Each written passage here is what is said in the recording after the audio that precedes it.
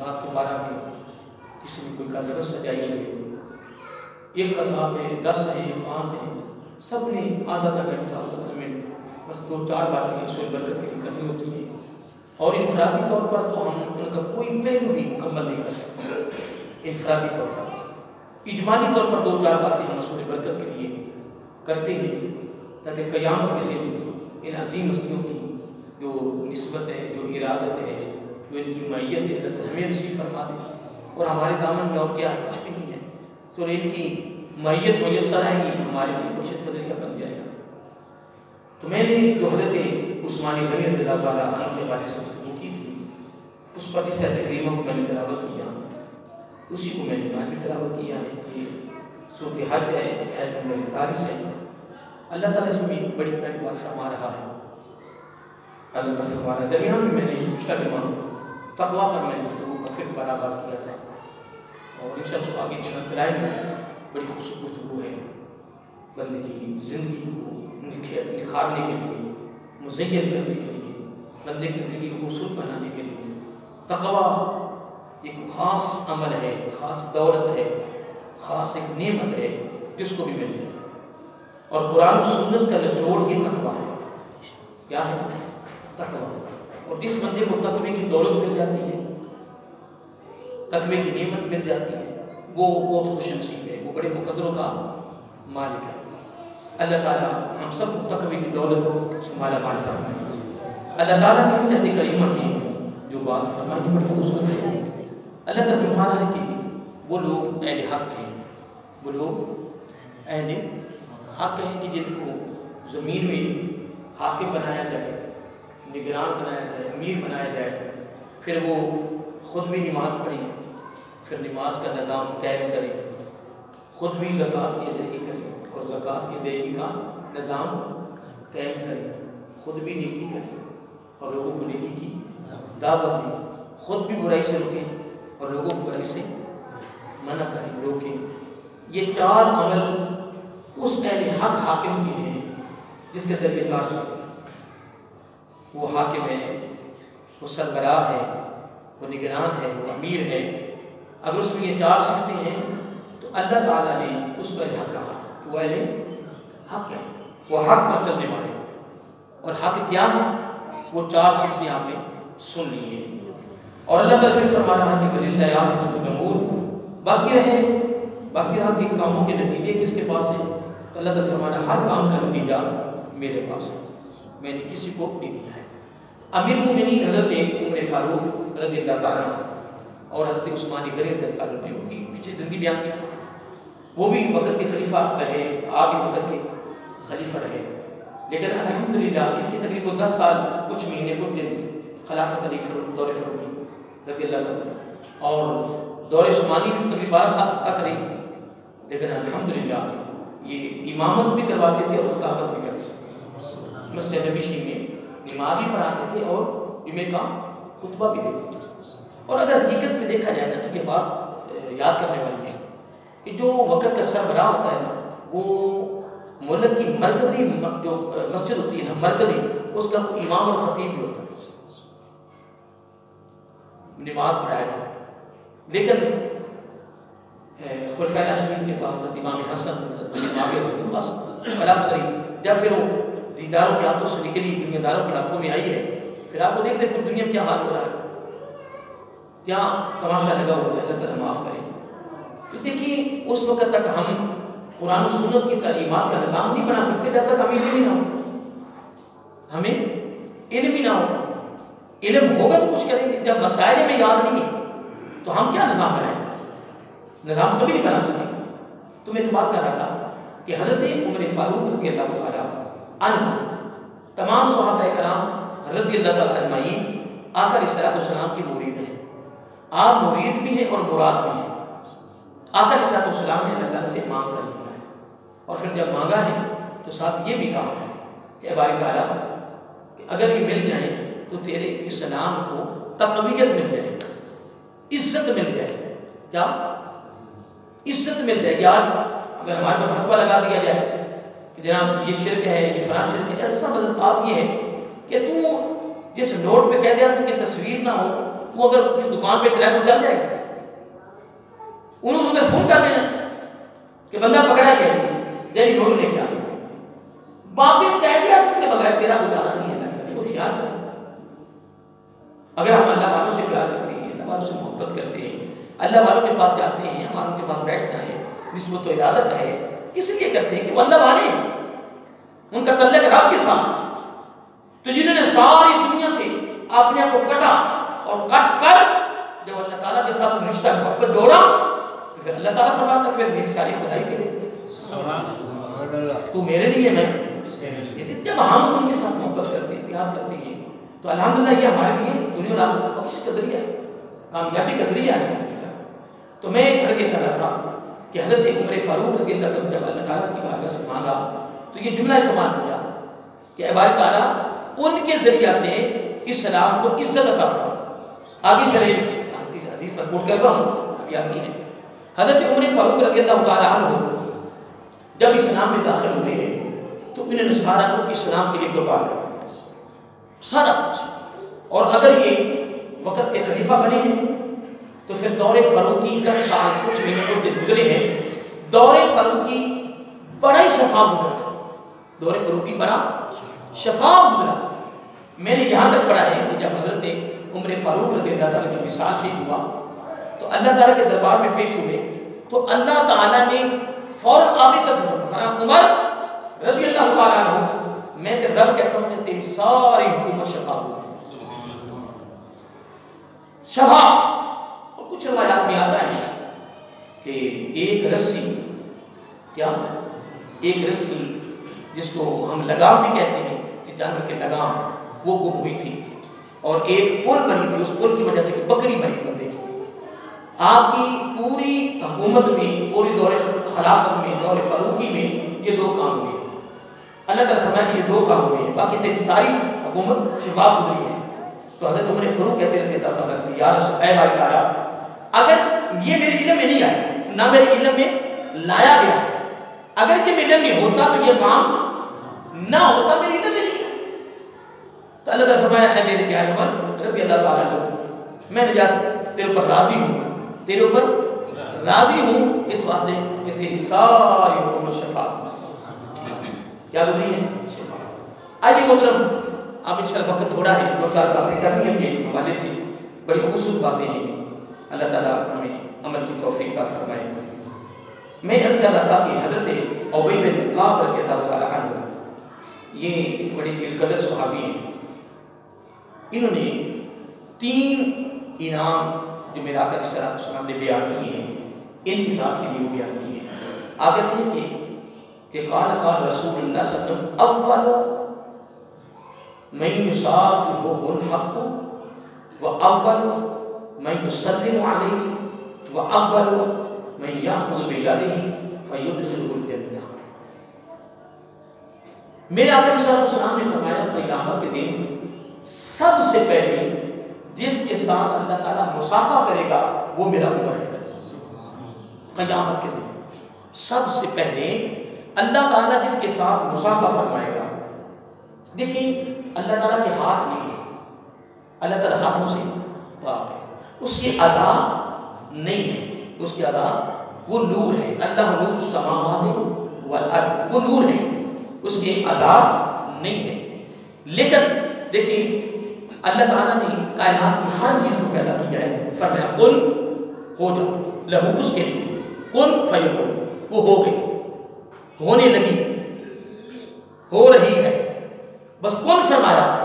لیکن حضرت انسان کی تعریف کرتے ہوئے اللہ تعالیٰ نے بڑا پیار جملہ فرمایا جب اس کے ہاتھ نہیں ہے.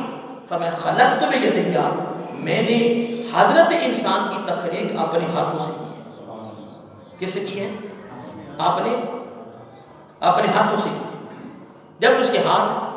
لیکن یہ حضرت انسان کی تعریف ہے, عظمت بیان کی گئی ہے کہ پوری کائنات کی ہر چیز جس میں فرشتے بھی ہیں, آسمان بھی ہے, زمین بھی ہے, جس میں لوح بھی ہے, قلم بھی ہے, جس میں عرش بھی ہے, بیت اللہ, ہر چیز اللہ تعالیٰ کن سے. لیکن جب حضرت انسان کی باری آئی ہے تو اللہ نے کتنی تعریف کی ہے, کتنی عظمت بیان کی کہ حضرت انسان میں نے تجھے کن اپنے حکم سے نہیں پیدا کیا, میں تمہیں اپنے ہاتھوں سے پیدا کیا. یہ حضرت انسان کی عظمت ہے. لیکن اس میں بھی ایک نقطہ جو میں نے نکالا ہے ایک ادر سے طالب علم میں کہ اللہ تعالیٰ نے کیوں فرمایا کہ میں نے حضرت انسان کی تخلیق اپنے ہاتھوں سے کی ہے. اس میں راز کیا ہے؟ میں نے اس میں نقطہ یہ نکالا ہے کہ راز یہ ہے. کیا راز یہ ہے؟ اس راز بڑا خوبصورت ہے. راز بڑا خوبصورت ہے جو میں نے نکالا ہے, جو میں ایک ادر سے طالب علم نے نکالا ہے کہ اللہ تعالیٰ کے جب ہاتھ نہیں ہے تو وہ فرما رہا ہے کہ خلقت بیدیا, کہ میں نے انسان کو اپنے ہاتھوں سے تخلیق کیا ہے, اپنے ہاتھوں سے بنایا ہے. اے باری تعالیٰ جب تیرے ہاتھ نہیں ہے تو نے حضرت انسان کی تخلیق کرتے ہوئے حضرت انسان کی عظمت, حضرت انسان کی رفت, حضرت انسان کا مقام, حضرت انسان کی قدر و منزلت, حضرت انسان کی تعریف کرتے ہوئے اے باری تعالیٰ تو نے اپنے ہاتھوں کو ذکر کر دیا. جب کہتے ہاتھ نہیں ہے وہ تمام اعضاء سے پاک ہے, خلیل ہے, خود نور ہے. لیکن اللہ تعالیٰ نے حضرت انسان کی عظمت بیان کرتے فرمایا خلق تو بھی کیا دیا, میں نے حضرت انسان کو اپنے ہاتھوں سے پیدا کیا ہے. اور میں نے کہنا سے طالب علم کے نقطہ لطیف اور نقطہ محبت جو نکالا وہ یہ ہے کہ آقا علیہ السلام ساری کائنات سے پہلے گئے. میرے آقا علیہ السلام کے نور کی تخلیق ساری کائنات سے پہلے کی تخلیق کی ہوئی ہے. اللہ تعالیٰ کا نور تھا یا اللہ تعالیٰ کے رسول کا نور تھا صلی اللہ علیہ وسلم. اب میرا آقا علیہ السلام اول ہے اور آخر بھی ہے, اور آقا علیہ السلام کی ایک تخلیق ہے, ایک ولادت با سعادت ہے اور ایک بے شک ہے. بے شک جو 40 سال کے بعد اعلان نبوت فرمایا. اب لوگوں کو اس میں بھی مغالطہ لگا ہوا ہے کہ آقا علیہ السلام کو 40 سال کے بعد نبوت ملی نہیں ہے. یہ بات ذہن میں رکھیں, 40 سال کے بعد اب نبوت نہیں ملی, بلکہ حضرت ابو ہریرہ رضی اللہ عنہ ہے کہ جب پوچھا خلق یا رسول اللہ واجبت لک النبوۃ, کہ نبوت کب واجب ہوئی, کب نبوت ملی, تو آقا علیہ السلام نے فرمایا میں اس وقت بھی نبی تھا جب آدم علیہ السلام کی مٹی ابھی پانی میں وہ کر رکھی ہوئی تھی. اس وقت بھی میں نبی تھا. نبی تو پہلے کے ہے نا.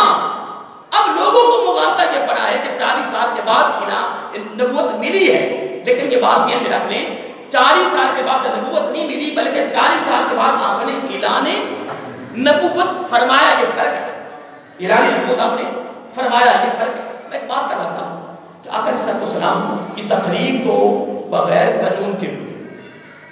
ایک ہے تخلیق, یہ آپ کی زندگی کا ایک حصہ ہے. تخلیق بغیر قانون کے ہوئی ہے. ولادت با سعادت قانون کے مطابق ہوئی ہے, وہ سب کے آخر میں ہوئی ہے. اس میں بتقاضا بشریت کسی کے آپ نے بیٹے بننا تھا, آگے آپ کے بیٹے جب بیٹیاں ہونی تھیں, کیونکہ اللہ تعالیٰ تو لام یلد بھی ہے اور ولم یولد بھی ہے, نہ وہ کسی کی اولاد ہے نہ اس کی اولاد ہے. ولم یکن لہ کفوا احد پر میں بات کر رہا تھا.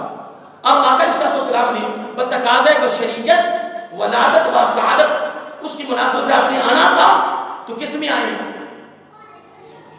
جنات میں آئے, انسانوں میں آئے. تو اللہ نے کتنا کرم کیا ہے. کیا پتا ہوگا کہ سرکار ہمارے اندر نہ آتے تو اللہ تعالیٰ ہمیں بھی خود سے پیدا کر دیتا. نہیں, اس میں نقطہ محبت یہ ہے کہ اللہ تعالیٰ نے حضرت انسان کی تخلیق بھی نبی پاک کے صدقہ سے اپنے ہاتھوں سے کر دیا.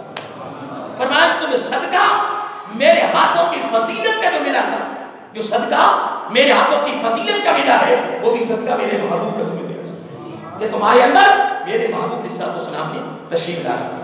جس کی وجہ سے میں نے تمہیں بھی اپنے ہاتھوں سے پیدا کیا. بہرحال میں بات کر رہا تھا کہ آپ میرا آقا علیہ الصلوۃ والسلام ان ابی بن کعب رضی اللہ عنہ قال رسول اللہ صلی اللہ علیہ وسلم اول من یصافحه الحق, کہ قیامت کے دن سب سے پہلے اللہ تعالیٰ جس سے مصافحہ فرمائیں گے, فرمایا وہ میری عمر ہے رضی اللہ تعالیٰ, وہ میرے عمر ہے. پھر فرمایا واول من یسلم علیہ, فرمایا قیامت کے دن سب سے پہلے جس کو رب سلام بھیجے گا وہ بھی میرا عمر ہے رضی اللہ تعالیٰ. پھر فرمایا وَأَوَّلُ مَنْ يَأْخُذُ بِيَدِهِ فَيُدْخِلُهُ الْجَنَّةَ, قیامت کے دن سب سے پہلے جس کے ہاتھ کو پکڑ کر فَيُدْخِلُهُ الْجَنَّةَ, پکڑ کر اپنے ہاتھ سے جنت میں داخل کرے گا وہ بھی میرا عمر ہے رضی اللہ تعالیٰ. یہ 3 فضیلتیں ہیں قیامت کے دن. کس کے دن کی بولیے؟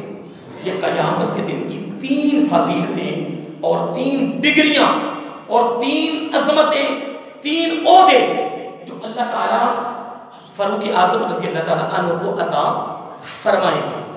اب اگلا جملہ بڑا توجہ طلب ہے. میں پڑھ رہا تھا کہ حضرت عائشہ صدیقہ رضی اللہ تعالیٰ عنہا وہ اس کی راوی ہے. اب یہ حدیث بڑی قابل توجہ سننے والی ہے، اور بلکہ حضرت میں پہلے حضرت حفصہ کی بیان کر لوں.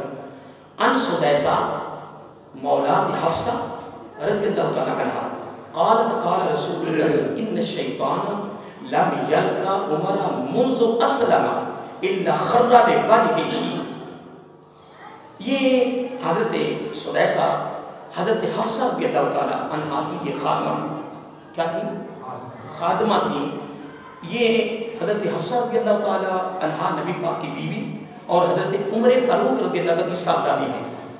صاحبزادی. اور ان کی خادمہ کا نام کیا ہے؟ سدیسہ. کیا نام ہے؟ سدیسہ.